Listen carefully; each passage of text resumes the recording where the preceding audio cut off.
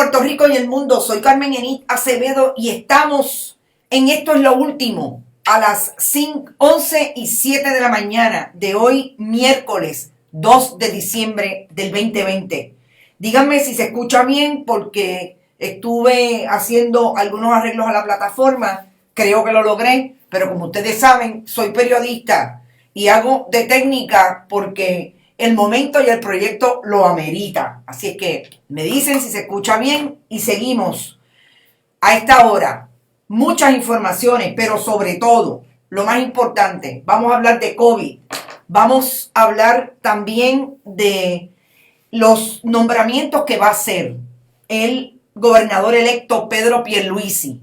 Aparentemente son 3, por lo menos de lo que sabemos, de lo que las fuentes de información han establecido desde ya de esa transición, que puede ser Manuel Sidre para Desarrollo Económico, que puede ser Domingo Emanueli, el abogado estadista para el Departamento de Justicia, un departamento que quizás en la última administración de Ricardo Rosselló Nevares, Wanda Vázquez Garcet, es uno de los más que ha sufrido y uno de los más importantes, incluso en el orden constitucional, el que le dio la posibilidad a Wanda Vázquez Garcet ser gobernadora no electa, pero sí por el orden sucesoral cuando se activa, cuando renuncia Ricardo Rosselló Nevares. Que también vamos a hablar de COVID y de las definiciones que la gobernadora a 9 meses de la pandemia no había podido establecer cuáles son las diferencias entre un chinchorro, un cafetín y un restaurante.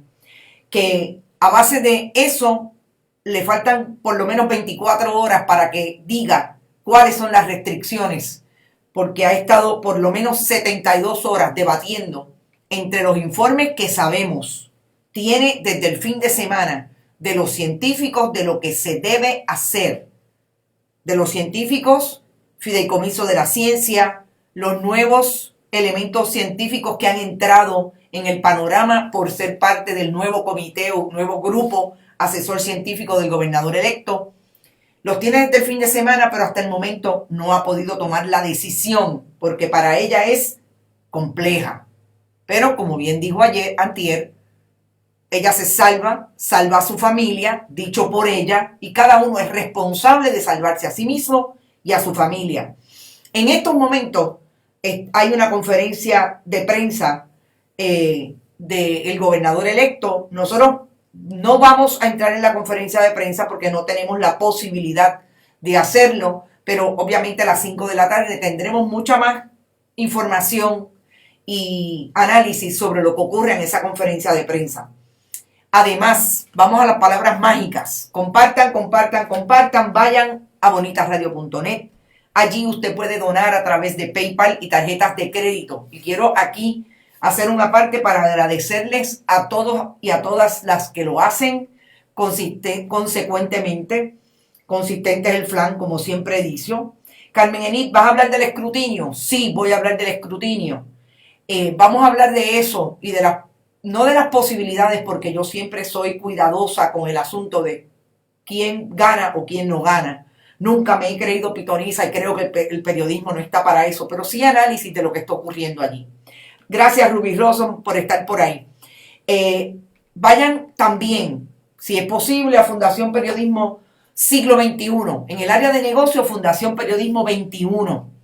En su ATH móvil, desde cualquier parte del mundo, usted puede entrar allí y donar para ese proyecto de periodismo que específicamente en el caso de la fundación lo vamos a generar con proyectos de investigación, análisis, sobre todo profundidad, multimedia, para venir a reproducirlos en Bonitas Radio. Y ya tenemos por lo menos 4 o 5 temas. Tan pronto tengamos dinero y podamos contratar personal, esos nuevos y sobre todo los periodistas que vienen a hacer el trabajo de educar y de completar el relevo generacional con esta nueva cepa de periodistas que se debe quedar con estos proyectos, lo hacemos todo desde la Fundación Periodismo Siglo XXI. También pueden ir y donar a través de envío de cheques o giros postales a Fundación Periodismo Siglo XXI, PMB 284, P.O. Box 19400, San Juan, Puerto Rico 00919-4000. Y entonces, como siempre, estamos en todas las redes sociales, Twitter, ahí bonita_radio, estamos en iVoox, en iTunes y en Spotify, que allí puede entrar definitivamente a consumir estos programas a nivel de podcast. Vaya a YouTube siempre, si se lo pierde, allí también puede comentar y compartimos con ustedes sobre lo que estamos discutiendo en estos programas. Está todo el mundo en la conferencia de prensa, pero bueno, vamos a ver si... Vamos a hablar primero de los nombramientos, porque yo creo que es quizás la información más nueva hasta el momento. Aparentemente hay 6 funcionarios en esas designaciones. Ya está Pedro Pierluisi hablando. Está Manuel Sidre en esa foto. Vamos a colocarla para que vean a Manuel Sidre. Yo tengo muchas cosas de decir sobre ese nombramiento. No creo, bueno, hay que ver si Manuel Sidre va a tener alguna oposición, sobre todo en lo que a mí me parece que es la nueva Cámara y Senado, la nueva legislatura de Puerto Rico, que yo creo que es realmente lo que deberíamos estar atendiendo hoy. ¿Qué es lo que va a pasar en esa nueva legislatura? ¿Que va a proponer o no que los nombramientos que haga Pedro Pierluisi le sean confirmados? Yo creo que es de lo más importante que podemos mirar hoy. ¿Qué va a pasar? Los legisladores nuevos, los que van a plantear, y no puedo creer que tenga algún problema. Sí, aparentemente tengo algún problema, pero bueno, vamos para adelante porque vamos a seguir. ¿Qué van a plantear esos legisladores? O sea, estamos hablando de legisladores que tienen la posibilidad de ser críticos, no solamente críticos, de votar. Y si se vieran 2 o 3, yo les aseguro que serán muchos los que tengan problemas en esa legislatura, en esos nombramientos que va a hacer Pedro Pierluisi. Yo creo que eso hoy, ahí tienen a Manuel Sidre y a Domingo Emanueli. Es posible que Domingo Emanueli no tenga ningún problema. Es un reconocido abogado litigante que ha sido analista en muchas instancias de la radio tradicional, sobre todo la radio. Dice Eneida Soto, aquí estamos bonitos pagándole los favores a Sidre, que viva la jauja Cuba en la casa para los changuitos.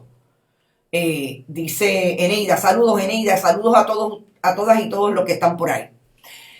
Yo no sé si es pagándole favores a Sidre. Yo lo he dicho antes y lo voy a decir ahora tal y como lo he dicho en otras ocasiones. Manuel Sidre, siempre dije que se postuló en el 2012 para dividir los votos. Es un buen PNP para dividir los votos y que ganara el Partido Popular. El Partido Nuevo Progresista con el 42% de los votos. Siempre lo he dicho y yo creo que la historia me dio la razón cuando se vinculó económicamente desde el día 1 a la administración Rosselló Nevares. A mí no hay quien me despinte que Manuel Sidre lo hizo con toda la intención. Es una de las personas que, si no está acusado, es cierto, no está acusado, está totalmente adherido a aquella investigación que mantiene hoy a Julia Kelleher, secretaria, supersecretaria del Departamento de Educación de Ricardo Rosselló Nevares, Wanda Vázquez Garcet, acusada de delitos relacionados con su función pública, entre otros, favorecer a contratistas a pesar de que no necesariamente cumplían con las especificaciones de diferentes propuestas en el Departamento de Educación. Pero lo más importante, Sidre está mencionado en esa acusación porque es una de esas personas que llamó y le envió correos electrónicos a Julia Kelleher para que sometiera, le diera trabajo a la persona que él tuvo de prensa y relaciones públicas en el Departamento de Educación. O sea, es esta persona que se presta para lo que tanto el pueblo de Puerto Rico ha visto durante esta administración, que son los llamados amigos del alma, que tocan la puerta de los jefes de agencia porque vienen con un favor político. Y yo creo que si Eneida dice que ahí está el pago, yo creo que el Partido Nuevo Progresista está claro de lo que Sidre hizo en el 2012. Sidre participa o participó, no sé si todavía está, me imagino que no, en la famosa Fundación por Puerto Rico, que es una de las fundaciones que más dinero se ha llevado, sobre todo ahora con los fondos CDBGR, que son los fondos que se van a adjudicar para la recuperación de Puerto Rico, sobre todo en materia de las áreas comunitarias. Así es que estamos hablando de una persona que nunca ha estado lejos del Partido Nuevo Progresista.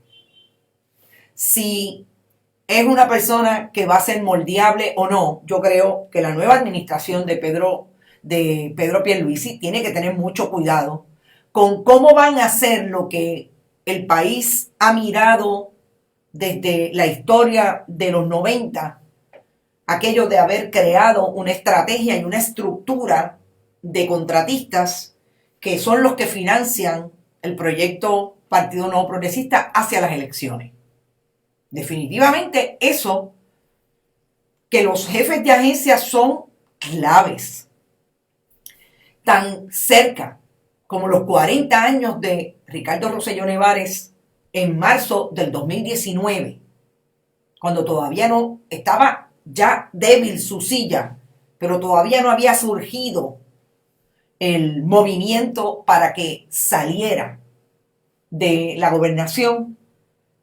Ahí se dieron todas las famosas reuniones en las que participó Elia Fernando Sánchez Sifonte, Ricardo Gerandi, pidiéndole a los jefes de agencia que hicieran uso de aquellos buenos contratistas, buenos PNP, que tenían que financiar la campaña de Ricardo Rosselló Nevares hacia el 2020. Si eso lo va a cumplir Manolo Sidre, habrá que verlo. Pero si tiene o no tiene los votos en la legislatura, honestamente no puedo decir si los tiene. Si yo pensaría que Pedro Pierluisi ya hizo un análisis y ya tocó a todos los legisladores para ver si tiene por lo menos los de la mayoría simple del Partido Popular y las del Partido Nuevo Progresista. Hay que ver en ese sentido si el Partido Popular se va a unir sobre todo al caso de Manolo Sidre, porque creo que el caso de Domingo Emanueli es diferente. Domingo Emanueli es ese abogado que tiene respeto a través de las líneas político-partidistas, desde el punto de vista de su profesión, de lo que ha hecho, de lo que ha sido, muy mesurado en su discurso, muy relajado, conocedor del derecho. Ahora, Domingo Emanueli quizás tiene una de las peores tareas en la nueva administración. El Departamento de Justicia, bajo Wanda Vázquez Garcet, no acusó a mucha gente que la impresión del país siempre está ahí, desde el mismo 2017, porque el problema que tiene la administración Rosselló Nevares, Wanda Vázquez Garcet, es que no bien ganaron, le empezaron los problemas y no supieron manejarlos. Desde el 2017, la Administración de Justicia tiene por lo menos 2 casos, 3 casos cada 3, cada 4 meses y nunca se acusó a nadie. Y si queremos hablar solamente de los casos más notables, ahí están los famosos vagones en el momento del huracán María, ahí están los suministros, ahí está todo lo que ha pasado en el Departamento de Salud y al día de hoy, acusaciones muy pocas. En el caso del huracán María, administrador de servicios generales, todos estos. ¿Y dónde están los casos de negligencia en el cumplimiento del deber? ¿Dónde están los casos de la Comisión Estatal de Elecciones con los famosos vagones y los generadores? El hijo de Norma Burgos. O sea, nada. Es quizás la peor tarea.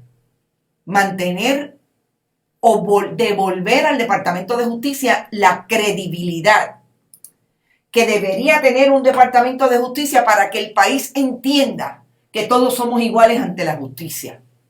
Y eso no ha ocurrido en esta administración. Así que Domingo Emanueli quizás es el peor que sale. En términos de ese gabinete constitucional, no olvidemos, Domingo Emanueli, en ausencia de un secretario de Estado, y vamos a volver a la experiencia del 2019. Si es confirmado, sería la tercera persona en el orden constitucional. Si en ausencia del secretario de Estado, como ocurrió en el 2019, podría ser gobernador de Puerto Rico si algo pasa con Pedro Pierluisi. Así es que yo creo que es súper importante llenar esa vacante y en ese sentido me parece que no lo sé si lo está haciendo por eso, pero Pierluisi lo está tratando de amarrar a una persona que vaya sobre cualquier duda que pueda tener la minoría por los dedos amarrados que tenga esa persona con él. Veremos si Domingo Emanueli será en efecto ese profesional que hasta el momento ha demostrado que ha sido y por lo menos tiene el respeto de mucha gente a través de todos los partidos políticos y de toda ese liderato que ha estado políticamente representado en el país, y va a ceder a las presiones porque de que tienen presiones todos los días los jefes de agencia. En el caso de las nominaciones hoy, Elba Aponte, secretaria del Departamento de Educación, y esto es interesante, que es actualmente la presidenta de la Asociación de Maestros. Esa es una movida definitivamente. ¿Y por qué 2 banderas de cada una? No sé. Están ahora, eso es como el refuerzo de la identidad, pero no sé. Gracias por anotarlo porque no me había dado cuenta. Eso tiene que ser, Teresa, que alguien dijo, sobran 2, vamos a meterlas en la foto. Esto es increíble. No sé, porque no estoy allí, pero sería una buena pregunta, no en la conferencia de prensa, pero hacia otro lado. Interesante que haya nominado Pedro Pierluisi a Elba Aponte, presidenta actual de la Asociación de Maestros. ¿Por qué? Porque definitivamente eso deja la imagen de que Pierluisi está definitivamente tratando de que sean confirmables por todo el mundo en la legislatura, pero sobre todo, el tener el favor de una gente que supuestamente representan a los diferentes gremios. Y en el caso del Departamento de Educación es fundamental los maestros y maestras del sistema. Ahora bien, esa sí que va a tener presiones.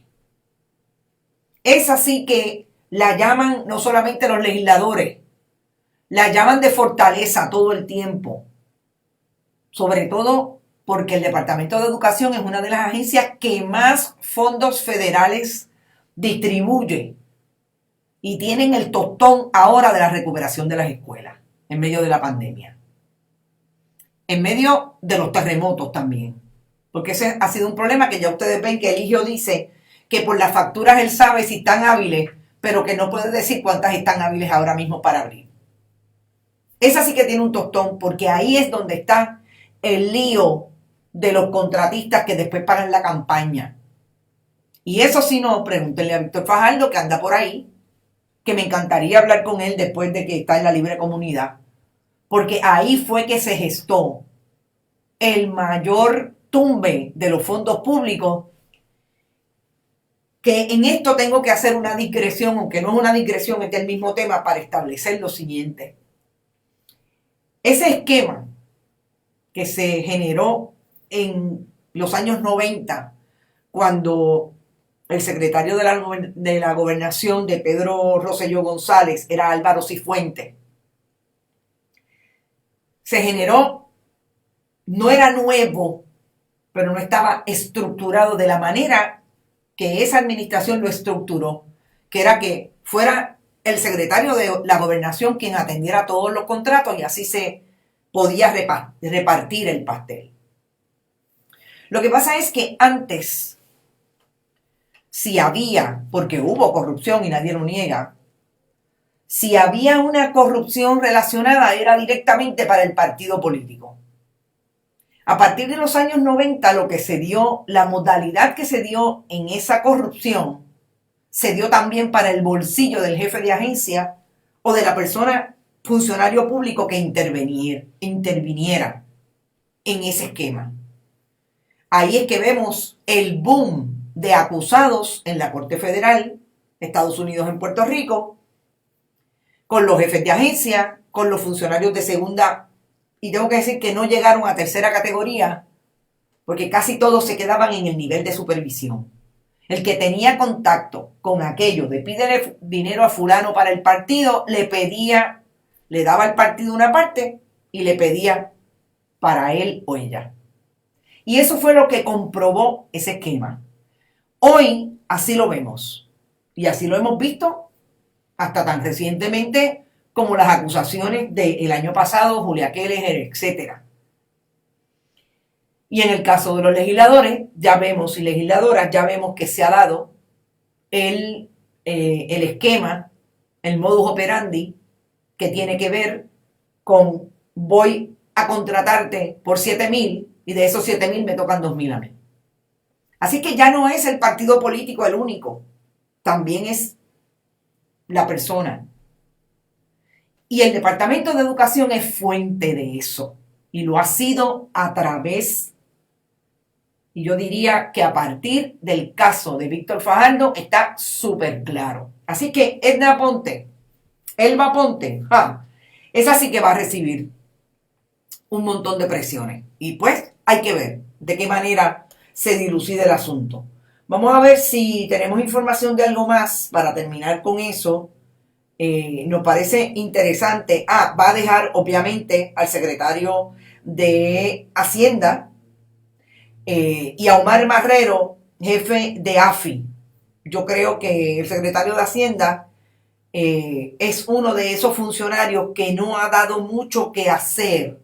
Tiene quizás a un segundo contratista, asesor, en el caso de Manuel Díaz Saldaña, y el muchacho, creo yo, que se ha sabido manejar todo el asunto y el reto de la tecnología con relación al departamento y todos los desembolsos, etcétera, aunque habemos una gente que yo no sé por qué, pero estamos vedados en ese sistema tecnológico, pero sabemos que eso es parte también. Esa es la estructura piramidal basada en los departamentos sombrilla, dice Gladys, que aspira a reducir los municipios para controlar las transacciones de los municipios. Estoy de acuerdo, Gladys, saludos. Dice Mac, ¿qué opinas sobre el observatorio de Arecibo? Ayer hablamos bastante de eso, Mac, pero antes de terminar puedo dar mi opinión sobre lo que está pasando con el observatorio. Yo diría, y de hecho, si quieres lo hablamos ahora, yo diría que una de las áreas más importantes con relación al observatorio va a ser cómo la comunidad científica se va a colocar como principal promotor de ese proyecto y a través, quizás, de las nuevas tendencias que van a haber, en las nuevas políticas que se desarrollan en Washington, se desarrollarán con una nueva administración Biden-Harris que va a colocar la ciencia como top importante en todo lo que está ocurriendo, cambio climático, desarrollo de la ciencia en los diferentes órdenes, y la astrofísica es una de ellas, pandemia. Eso yo creería que va a provocar que esos grupos científicos, que quizás es lo más difícil que se nos ha hecho aquí en Puerto Rico, colocar a grupos científicos puertorriqueños con buenas propuestas para atender y quedarse con el observatorio. Siempre sabemos que el observatorio tiene una pata, como dicen en country, en el gobierno de Estados Unidos, pero es allá donde tiene que hacerse esa propuesta para que el observatorio pueda revivir como un proyecto viable. Soy de las que creo que si el proyecto no es viable, definitivamente lo que ha ocurrido es malo para el proyecto, pero si estaba en desuso porque se dejó de mantener, tampoco era para tenerlo ahí como una mole que no funcionara. Entonces, me parece que lo que tiene que pasar es que esas organizaciones, y estoy segura que hay muchísimas, así como las hay en las islas municipios, así como las hay en relación a Mona, con lo que debe pasar en Mona. Mucho hemos hablado de lo que debe ocurrir en una isla dentro de nuestra isla, en el archipiélago, una isla como Isla de Mona, que se desarrolle como centro científico de investigación, como ocurre con las Galápagos, pero eso tiene que desarrollarse con una estructura fuerte, sólida, de una organización sin fines de lucro o varias, que se unan para poder desarrollarla y atender todas las propuestas que tenga el dinero, con propuestas que tenga el gobierno de Estados Unidos. Así que en ese sentido, me parece que lo más importante es que eso se dé. Si se va a dar, yo no estoy en ese mundo, sé que hay mucha gente que quisiera, sé que hay mucha gente que está planteando que lo que no se dio cuando se hizo la famosa APP de administración entre la Universidad, el Sistema Ana Geméndez y la Universidad de Cornell, etcétera, es lo que tiene que pasar. Eso se tiene que desarrollar, pero se tiene que activar ya. Eso en materia de lo que está ocurriendo. Déjenme ir a la página a ver si hay algo más sobre los nombramientos. Entiendo que no, porque son solamente esos tres, y decir que va a dejar al secretario, exacto, ahí está Elba Ponte, y él va a dejar al secretario de Hacienda. Así que, bueno, podemos pasar a otro tema. Si pasamos a otro tema, vamos al COVID. Y vamos al COVID porque yo dije ayer que me parecía que yo no sé quién le daba a la gobernadora de Puerto Rico los talking points y quién le dio una idea de lo que es gobernar un país. Y yo insisto, la gobernadora no tenía por qué saber, ella no estaba necesariamente dirigida a ser gobernadora sucesoral como le tocó. Pero yo creo que hay asuntos que son básicos, fundamentales, que yo como periodista los miro y nunca estaré en la posición de ser gobernadora de este país. Y es, ¿cómo es que se constituye, cómo es que se institucionaliza la gobernación? Cuando la gobernadora dice que ella, la responsabilidad es individual con relación al COVID, que ella salva a su familia y se salva a ella, y que la responsabilidad mía es salvarme yo y salvar a mi familia, está definitivamente, no conoce de qué va eso de gobernar un país. De qué va, de que una persona que tiene la potestad de desarrollar las propuestas para salvar la vida de los puertorriqueños y ciudadanos que viven en este país en medio de una pandemia es una responsabilidad institucional de la gobernación, y en este caso le tocó a ella. Entonces yo le escucho ayer, entré escapá. Saludos, Carmen Enita y familia de Bonita, dice Milagro Fernández. Saludos, espero que estés bien. Yo le escucho ayer diciendo nuevamente a la pregunta que insisten los periodistas, en este caso fue la compañera de Noticel, decirle al país que ella no toma la decisión ayer, 6:30 de la tarde, cuando hace la conferencia de prensa con los 23 alcaldes, y en este caso la alcaldesa de San Juan, Carmen Yulín Cruz. Ella no toma la decisión porque la decisión no es fácil. Entonces, no solamente dice que no es una decisión fácil, es que también dice que no está clara en cuáles son los establecimientos que son chinchorros versus el cafetín versus el restaurante. O sea, han pasado 9 meses de una pandemia. Y de la gobernadora de Puerto Rico se le ocurre, en medio de un segundo repunte, o vamos a decirlo, para mí, mejor definido, es que este repunte de a partir del 11 de junio, en que ella abrió y flexibilizó sin ningún problema la economía, que abrió hasta los cines. Este repunte del 11 de junio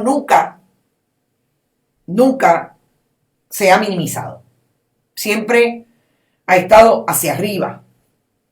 Entonces la gobernadora dice que ella no le va a temblar el pulso, literalmente.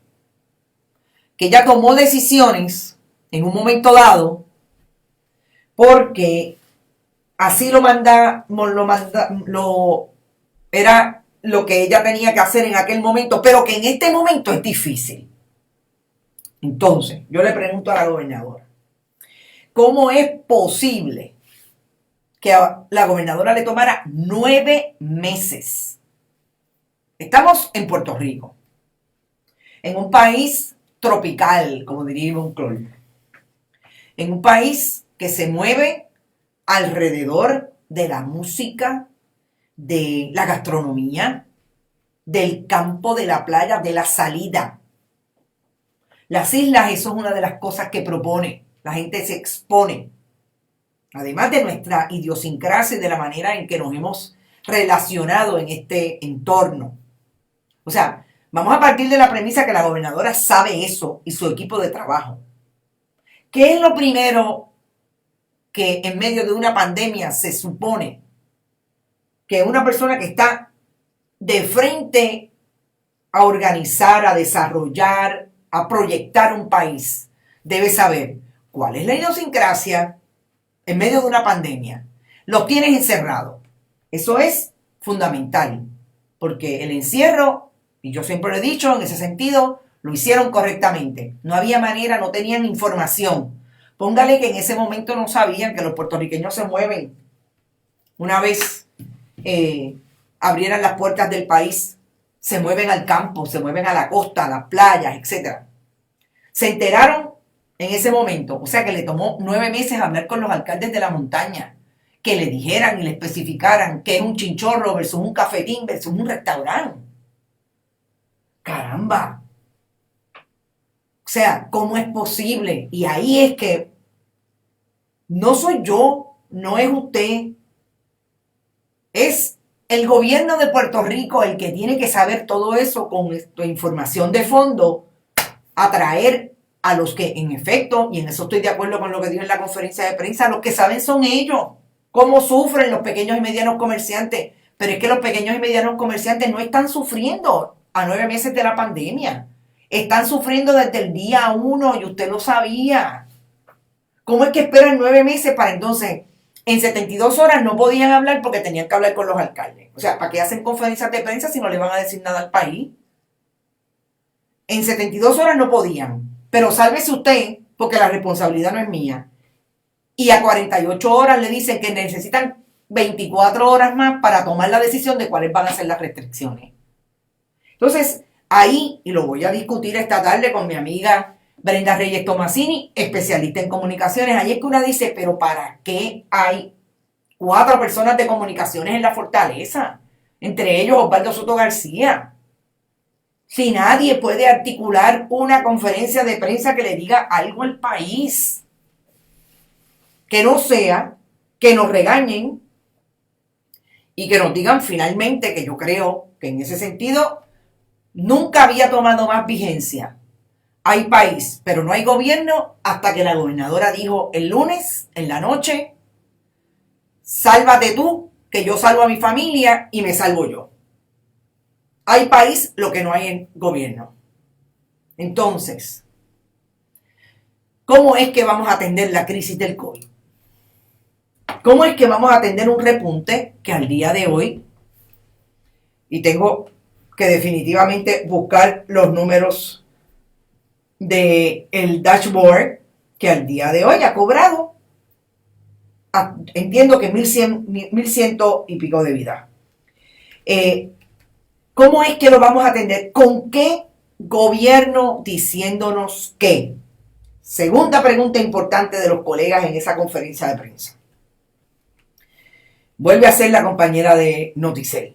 Oigan, hasta el momento, entre casos confirmados, que hay 52.009, y los casos sospechosos y los casos probables llegan a 52 y 41 fácilmente, 96.000 casos, 1.144 muertes. Entonces, ¿cómo es que se va a atender si no tenemos un gobierno que pueda tener, después de una reunión, un plan y salga a una conferencia de prensa y establezca cuál es el plan? Si no es que la gobernadora todavía está definiendo lo que es un chinchorro versus lo que es un restaurante. Entonces, más importante también es algo que dijo que me parece que sí, en ese sentido tiene razón, pero yo lo que me cuestiono es ¿por qué no pueden traerlo, discutirlo, tener un plan y poderlo notificar al país? Dice, es que esto es difícil porque yo voy a afectar, y los alcaldes lo saben, a unos grupos que no tenemos un segundo paquete de estímulo para los cuentapropistas y para los pequeños y medianos comerciantes. ¿Eso es cierto? ¿Desde cuándo sabemos eso? ¿Desde agosto?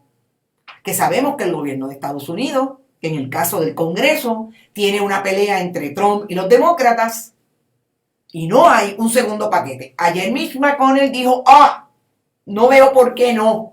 Pero eso no quiere decir que lo haya de aquí ahorita, además que usted sabe que eso lo aprueban hoy y quizás en un mes. En el medio de la Navidad. ¿Por qué no puede haber una contextualización? No le puede decir al país, en efecto, desde la primera conferencia de prensa, la crisis es esta. Y esta es la dificultad, pero las restricciones tienen que ir. Tengo al fideicomiso, tengo a los nuevos científicos del grupo del gobernador electo, mire, sí, es duro, claro, gobernadora, pero usted sabe que incluso el país le aplaudió que en el inicio hizo lo que tenía que hacer. Pues vamos a hacerlo ahora. ¿Cuál es el problema? Que usted se tiene que ir de viaje, que usted tiene que nombrar a su marido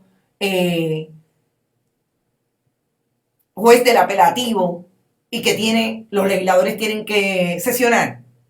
O sea, el problema es uno político, del control político partidista que quiere tener el Partido Nuevo Progresista a través de sus instituciones, porque perdieron la legislatura. O sea, porque a todas luces, para atrás y para adelante, además de que yo creo que hay un problema de incapacidad. La gobernadora nunca ha tenido un grupo que realmente pueda tirar esto ahí. Yo creo que lo primero que establecen, eso nos cuesta que no vamos a poder hacer la sesión. Y si no hacemos la sesión, no podemos nombrar a la jueza o al juez del Tribunal Supremo y no vamos a tener mayoría. Eso nos cuesta que se van a quedar. O sea, esos son los análisis que hay antes. A mí me encantaría estar por un rotito. Y esa es una pregunta legítima, porque el país sabe hoy que hay un problema de que hay una gente que en efecto no se ha controlado, no ha dejado de salir, no se ponen bueno, yo creo que las mascarillas se las pone todo el mundo. Yo creo que el problema es más de la aglomeración. Pero obviamente, también, gobernadora, hay un planteamiento de que los primeros que violentaron las órdenes ejecutivas fueron ustedes, dicho aquí en Bonita Radio por el propio secretario de Salud, dicho aquí por los científicos que hemos entrevistado. El mismo Rodríguez Orengo lo ha dicho en múltiples ocasiones. Así es que, ¿de qué estamos hablando? ¿Qué es lo más importante? Sí, yo estoy de acuerdo. El balance es complejo. Pero no hay nadie ahí en ese grupo que tenga cabeza que pueda decir, no salimos hasta que no tengamos el plan. Y el plan hay que hacerlo en 48 horas. Hay que hacerlo, hay que decidir. Estamos claros, el chinchorro es este. O sea, ¿cómo lo vamos a atender? Otra pregunta que me pareció puntual. 2.2 billones. Y han sido solamente gastados 1.2 billones del dinero del CARES Act. Lo más importante, según la gobernadora, ha estado desglosado para los municipios y para los hospitales. 400 millones que ya están obligados. Ahí hay 1.6 billones, gobernadora. Estamos hablando de que todavía le falta 600 millones por otorgar. Y si llega el 31 de diciembre y no los han obligado, hay que devolverlos al gobierno de Estados Unidos. De verdad que hay sapienza en el gobierno de Puerto Rico para obligar ese dinero para lo que se necesita. Entre otras. ¿Qué análisis ha hecho el gobierno de Puerto Rico con relación al CARES Act? Que ese dinero pueda estar vinculado, por ejemplo, a gente que lo necesita, más allá del Departamento del Trabajo y del PUA y del desempleo. ¿Ha hecho algún análisis el gobierno de Puerto Rico? ¿Le ha podido preguntar al Departamento del Tesoro, miren, yo tengo esto? Digo, yo creo que los asuntos de salud no están despejados, ¿verdad? Yo creo que de ese dinero todavía hay que se deben dirigir específicamente al área de salud, sobre todo salud pública, que es de lo que estamos hablando. Pero, ¿hay algún análisis? ¿A alguien se le ha ocurrido? Mira, y si nos dan una dispensa para cierto dinero y en tal municipio tenemos un problema tal de desempleo y podemos comprar paletas de comida, no sé, eso, ¿hay alguien haciendo eso? Yo creo que de todo lo que hemos hablado, lo más crítico con relación al COVID es la incapacidad del gobierno de Puerto Rico. Y las contestaciones de la gobernadora yo creo que son elocuentes. Así es que, ¿cuál es la necesidad? Elizabeth Natal, saludos Elizabeth. ¿No se supone que la gobernadora sepa lo que está pasando en el país? ¿Cuál es la necesidad de tanta reunión? Que me llame, yo le digo la situación y avance de dar los benditos cambios a la orden. Los médicos y el personal de enfermería se sigue contagiando y los hospitales se siguen llenando. Así es. Estamos hablando de una crisis que se puede convertir en una crisis hospitalaria y de salud pública mayor. Sobre todo por lo que tú dices, Elizabeth. Los defensores de primera respuesta, los médicos, las enfermeras, los enfermeros, los funcionarios que trabajan en el área de mantenimiento de los hospitales, están cansados. Ayer leía yo de un doctor en Texas que tenía su turno 252 días corridos sin parar. Díganme que no hay cansancio en esa persona. Sobre todo abrazando viejos y viejas, jóvenes con COVID,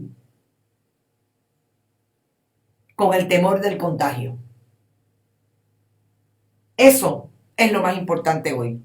Y para no dejar de hablar de algo súper importante, y son las 11:52 y por ahí viene Rodrigo Otero Goico, quizás le voy a coger unos minutitos. Vamos a hablar del famoso escrutinio. En el escrutinio, como sabemos, no ha pasado mucho, quizás no ha pasado nada, solamente que han seguido insistiendo en los casos de electores que votaron en 2 ocasiones y ya de 94 que tenía el Partido Popular, han sido ya como 100 ustedes saben que primero el Victoria Ciudadana había llevado 2, aparentemente ya llevó unos 6 hay 100. Hay que evitar enlodar la comisión y hay que evitar la suspicacia, dice Francisco Rosado Colomer. Esa es la posición mía y la mejor forma de hacerlo es que haya representación en un asunto tan serio. Lo he dicho en más de una ocasión, no es que vaya a afectar el número de personas que lo hicieron el resultado, es que el evento tiene que ser íntegro y para eso hay que hacer este ejercicio. ¿Cómo hacerlo? Pues tiene que ser lo más cercano a la revisión del maletín, porque después esto se va a guardar y hasta enero o febrero no se va a volver a revisar esas listas. Esa es la posición de Francisco Rosado Colomer cuando le hablan del escrutinio. No olvidemos que el escrutinio tiene un director que supuestamente todavía está en remojo. No ha aparecido el licenciado Ferdinand Ocasio. No ha aparecido y sabemos de dónde viene Ferdinand Ocasio. Lo que pasa con las palabras de Rosado Colomer es que a mí me parece que están tan ensombrecidas como ahí está ensombrecida su imagen en esta genial foto del colega fotoperiodista Juan Costa de Noticel. Y cuando yo digo ensombrecida es que usted no puede decir que quienes están manchando la imagen y credibilidad de la Comisión Estatal de Elecciones son los partidos políticos que están llevando la posibilidad de que hayan por lo menos 100 personas que votaron doble. Ah, usted tiene razón. Necesariamente eso no va a cambiar el resultado de la elección a nivel de la gobernación. Pero si esos que votaron doble, por ejemplo, en un precinto que se estaba ganando por 46, por 50 votos, usted y yo sabemos que sí, cambia el resultado. Y un legislador o una legisladora nueva, diferente a lo que el país había escogido hasta el pasado 3 de noviembre del 2020, puede hacer una diferencia en la legislatura de Puerto Rico. Así es que yo creo que sigue siendo materia de responsabilidad de la Comisión Estatal de Elecciones de vindicar el nombre de una institución que hasta este año le sirvió bien al pueblo de Puerto Rico, que no había conflicto. Dice Teresa Hostos Olivar, en las tinieblas está. Por eso me encanta esa foto. La voy a poner otra vez porque me parece que es genial. Dice Ruby, Natal va arriba por 2.437 votos.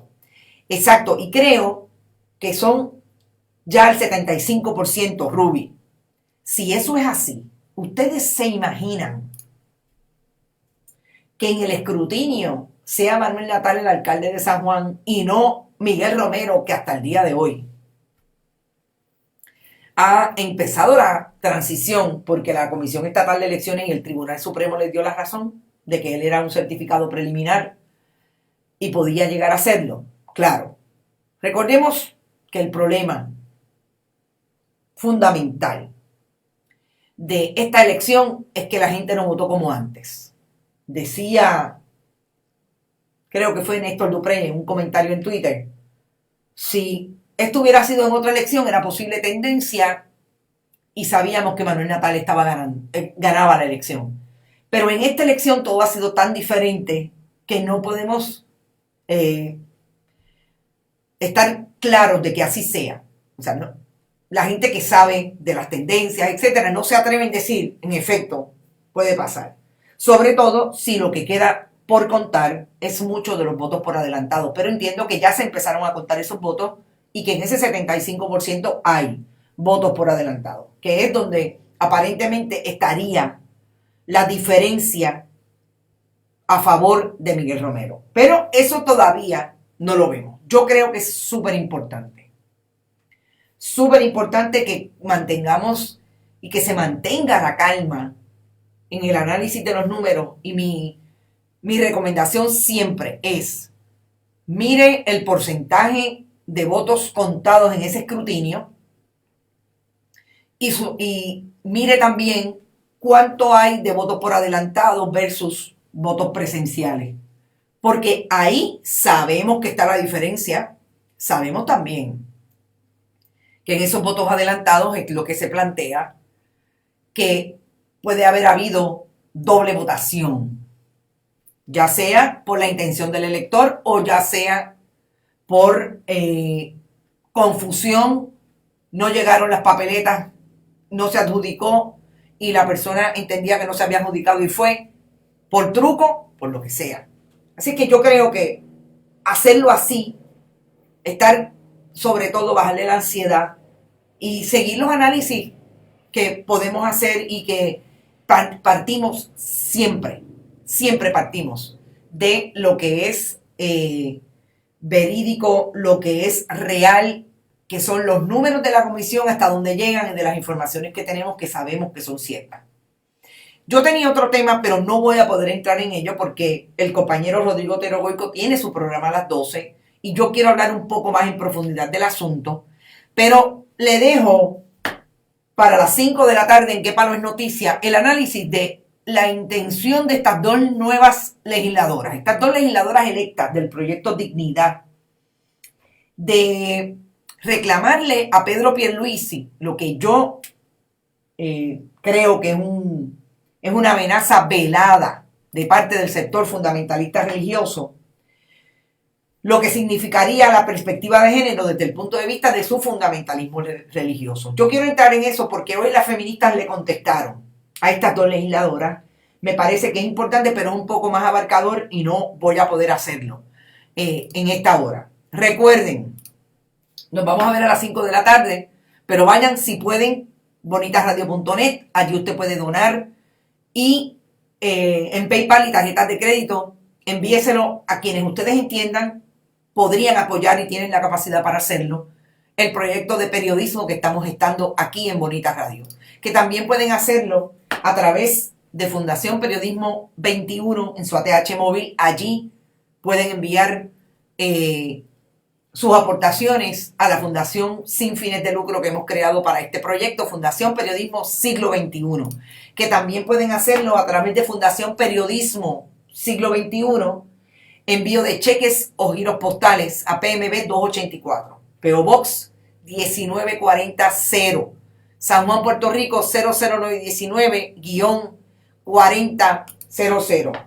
No se olviden que volvemos a las 5 de la tarde en Qué Palo es Noticia, hoy con la querida compañera Brenda Reyes Tomasini con sus análisis, y quiero definitivamente tocar el asunto de por dónde va el proyecto de Wanda Vázquez Garcet, si tiene proyecto de comunicación a partir de la crisis del COVID. Yo creo que es súper importante que hablemos de ese tema. Así que nos vemos en un rato como siempre, Qué Palo es Noticia a las 5 de la tarde. Hasta ahorita, buen provecho.